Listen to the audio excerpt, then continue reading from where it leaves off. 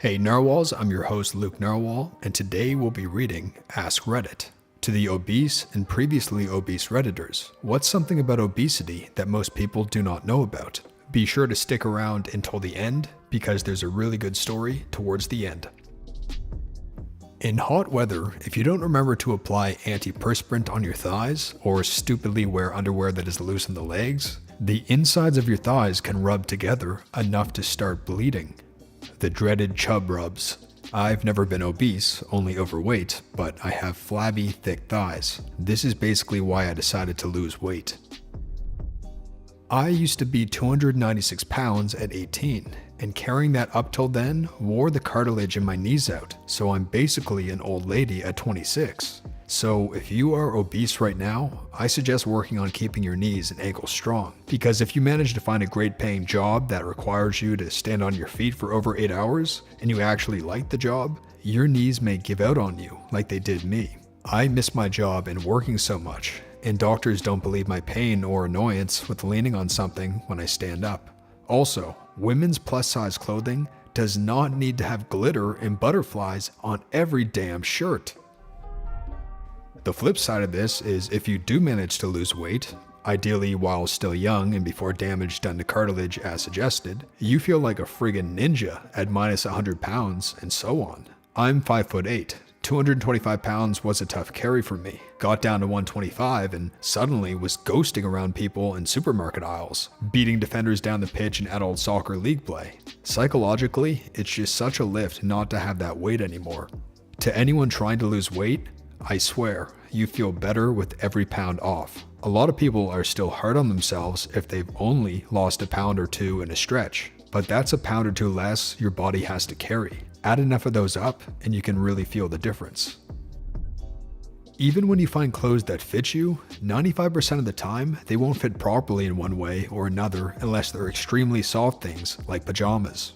Jeans are a problem if you have a big gut but normal-ish legs. In order for the waist size to fit, the legs turn out very baggy. They assume you are fat all the way down. I don't want those low-fitting jeans below my belly, then it pinches stuff down there. That extra weight on a male, especially in the stomach area, greatly reduces your donger size. The more weight you lose, the better off it is for your manhood. Less fat on the below mound and less pressure from your stomach being forced out, etc. I know, trust me. My husband gained an inch on his donger when he lost weight. Turns out he's got a big donger. Too much cushion can actually impede the pushing.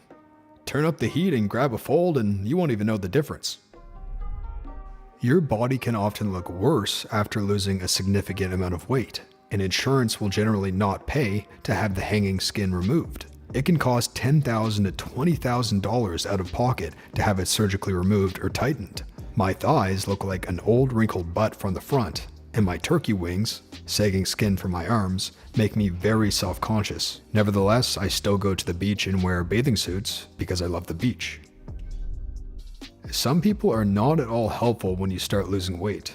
When I lost enough weight that it was noticeable to everyone who knew me, I started getting a lot of comments about how I didn't need to lose weight because I looked so good as I was or whatever. I was like, no, I'm super fat and unhealthy, and it would be nice if you supported me doing something I clearly need to do rather than trying to make me feel happy about being obese. Speaking as a formerly obese person, being obese is painful in more ways than one. Carrying around all that extra weight is really stressful on your joints, something I'm feeling intensely since losing 130 plus pounds. I had chronic pain before, and it's actually gotten worse since weight loss because my posture sucks and my joints are weak as hell from 2 decades of obesity. Also, people told me all of my life to just put down the fork and I'll get better. Yes, eating less and moving more worked for me, which is why I continue to do it, but that doesn't address the underlying psychological reasons of why I overate in the first place. For example, I am a survivor of childhood abuse, and in my 7-year-old brain, if I ate and ate and ate, maybe I would become fat and my abuser wouldn't touch me anymore. So I binged and gained weight, which led to unhealthy eating patterns that I'm still fighting to break well into adulthood. So many obese folks are dealing with binge eating issues that were triggered by trauma or adverse life experiences, and I feel like people like me don't have any resources and face a lot of shame for how we dealt with our trauma. I know this is not the case for all obese folks, but it's more common than people think, and obese people are often shamed for speaking up about it. This will be long. Grab something to munch on. This will take you a minute or two. I'll try to keep it interesting. I'm morbidly obese, but working on it. A year ago, I was 347 pounds. I'm at 290 now. Was 285, but I switched to a desk job in an office that constantly is snacking. Egads, that's hell. Fridays require willpower of epic proportions. Here's what I can tell you from being that fat. And I'm using the word fat because I'm fat. Fat, fat, fat, fat, fat. I loathe terms like big boned. Hilariously, I am, but there's so much fat surrounding it, you'd never know. Or whatever other stupid euphemism people throw out there to take away from what it is. But you're so pretty. Oh, you're just a pretty skinny girl underneath all that. Wow, you weigh that? You carry it so well. Give me a break. It's fat. Fat. Save your platitudes. I will tell you that until we truly decide to get healthy, we have excuses in spades. We made a crack addict look sane when it comes to excuses. We can talk ourselves into all kinds of reasons why we're not fat, or just this little bit, or whatever. Excuses, we have them. I use my years of abuse, and let me tell you, I was abused, severely, like on the level of boy named it level, for an excuse, though I didn't know the reason back then. I kinda figured that if men didn't see a pretty girl, they'd see a fat one, then they'd leave me alone. There is a mentality we buy into. We all have our hang-ups. All of us have a story, don't we? You drink too much because of your father. You stay in your bad relationship because you don't want to fail at something else, and you love him/her. Whatever your story is, every one of you reading this has one. Well, abuse was mine, is mine. Who am I kidding? But the thing is, what happened to me, awful as it was, and for as long as it was happening, happened 40 years ago. I have no excuses anymore. I can't. I have to adult, understand that what happened ruined me for a long time, and move forward, or be stuck in the past forever. Abuse turned me into a champion emotional eater. So what most of you don't know, we're not fat because we want to be. It just happens. We self-medicate our pain through food. It's no different than drugs or booze or self-harm or bad relationships.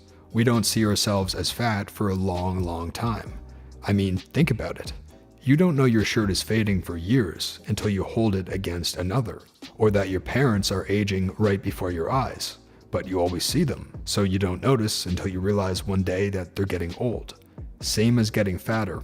When you become morbidly obese, at least for me, I kinda woke up one day and couldn't get up out of bed. I was perfectly fine one day, and the next, I was immobile. I was too fat to get out of bed. I had consumed so much sugar, oh candy, how I love thee, over the past few weeks that I was overloaded with it to a toxic level. Sugar is poison. I'll never be convinced otherwise. I was overloaded with so much joint pain from sugar inflammation that I could no longer walk without help. That's another thing you might not know.